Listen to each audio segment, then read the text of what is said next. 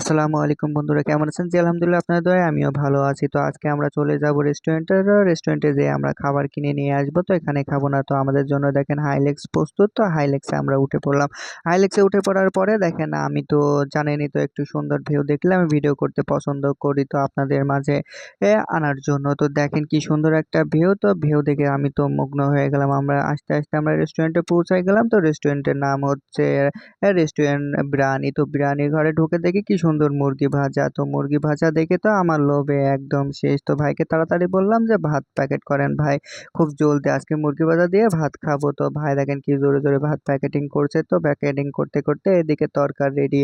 আমাদের দেখা যাচ্ছে আমরা তরকারি নিতেছি। তো তরকারি নেওয়ার পরে আমি চলে আসলাম আয়নার কাছে। তো আয়নার কাছে একটু রং ঢং না করলে তো ভালোই লাগে না। তো এদিকে আমাদের প্যাকেটিং চলতেছে আর এই ভাই দেখেন ক্যালকুলেটর নিয়ে হাজির। তো ক্যালকুলেটর টিপে কত টাকা বিল আসছে এটা আমি জানি না, তো রিসিটে দেখানো যাবে যে কত টাকা বিল আসছে। তো বিল এখানে দিতে এসে আমার বিলটা আগে নিল ওই ম্যাডামকে রেখে।